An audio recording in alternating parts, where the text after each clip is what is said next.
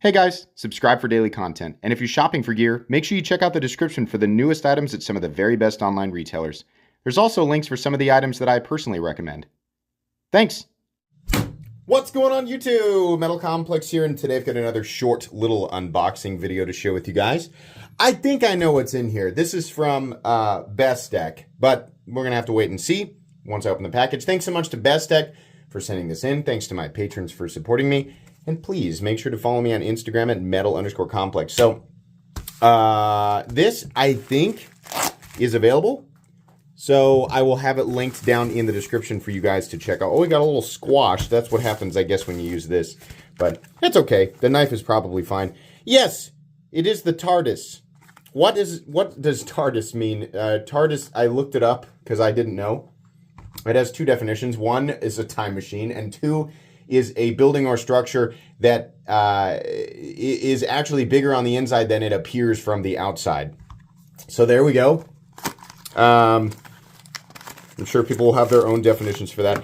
This is a unique looking knife, and some of the stuff, there are stuff from companies, I'm sure you guys know, I don't say yes to everything. In fact, I turn a lot of stuff down because it's just, a lot of stuff in the knife world has just become aesthetically uninteresting or mechanically uninteresting because everything looks and operates the same. Now, this doesn't operate in a way that is different from many knives that are out there, but it certainly does look different. And I intentionally chose this version with the blue or cyan kind of G10. In the camera, it looks a little bit darker than it actually is. This is almost more of an aqua in real life, a little bit more green in there.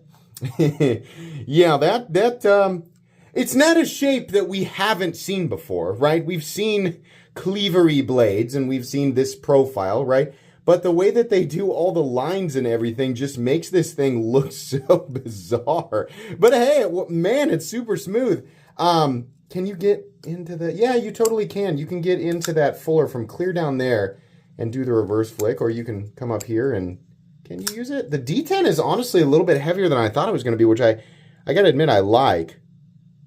Yeah, not super heavy. I think maybe it's less about the D10 being heavy. God, that is smooth.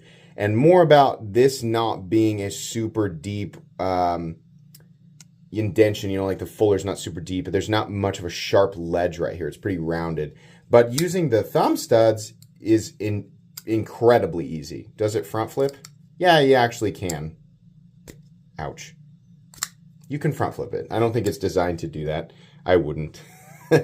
Reverse flicking it and just flicking it out with the thumb, that actually works really well. The nice thing about this knife is that it is, oh, it's O-step hell. I actually didn't originally realize that. You probably saw in the box, this is just D10, D2 and G10. So it's not going to be a super expensive knife. I mean, it had better be a budget knife by my definition, right? Perhaps it'll be slightly higher than other knives utilizing the same materials, but I mean, you know, there's a little bit more going on here. This is a little bit more stylized and definitely unique. You pull this thing out and it's definitely going to be probably the most unique thing in the room as far as other people carrying pocket knives. The pocket clip, I almost didn't even notice that it was there. That's nested into the G10. Oh, but you can mount it? No. I don't know. I don't think you can because this is raised above. These are definitely different layers. You can see there's chamfering going on here. This is a different piece, but and then there's like a groove in here. So this does not lay flat, but they have milled out a section right here for the pocket clip to lay flat. You probably should have gone ahead and done the thing on the other side, done the same thing on the other side so that lefties could enjoy this the same way. You could take this off and just have it lay awkwardly across here, but it's not going to look good or feel good, right? I mean, I would assume that you could do that, but access to the lock bar is also very good. There's plenty of room there to get in there, and like I said, the action is extremely smooth. Take away all of the different colors and layers and everything, and you would have just a profile that we've definitely seen before. For looking at it like this, it's almost like the pocket clip is invisible, and this looks like the clip, right? Just like let your eyes blur for a second, and that's exactly what it looks like. But you look closer, and this is actually the clip. I don't like these clips with the long bills. I think they should have just shaved it off right here. I think that would have been fine. It's also a super skinny clip, but it does, the way that they've got it, it hides it. I honestly think they should have done the screws the same color as the thumb stud here because they're sitting in the areas with the lighter blue. It would have hidden it just a little bit better. That would have been cool, but it's fine the way that it is. Cutting geometry, it's not a super thick blade. It comes down to a pretty, like a reasonably thin, I always say that, reasonably thin. Leave room for interpretation, because otherwise you get people who jump on you. But to demonstrate here, yeah, it's lifting a little bit. I think that's more just, it feels clean, but you can see the edges are lifting just a bit. I think it'll be fine. I mean, blades like this, they don't have traditional tips, obviously, right? So you don't necessarily have to worry about the tip breaking, but you also are not going to be able to, you can drive this triangle into a package and cut like that, right? But your draw cuts and stuff like that, sure, you'll be good to go there. Let's go ahead and measure it real quick. Because this is basically just a big long rectangle, it kind of feels bigger than it actually is.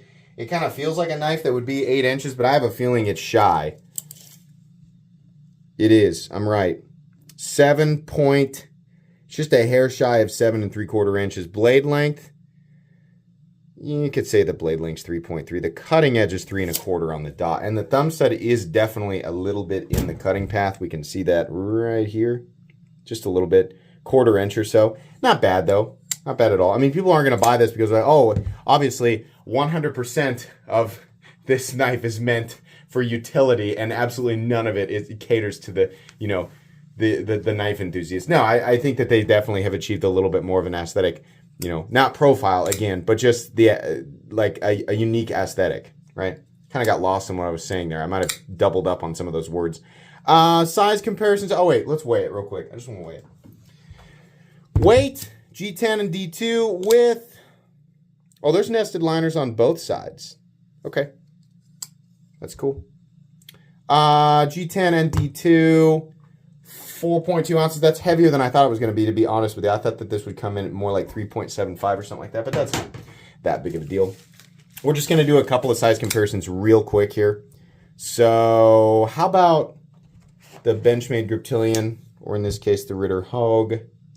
Maybe the Civivi Elementum. That's probably a good one right there, right?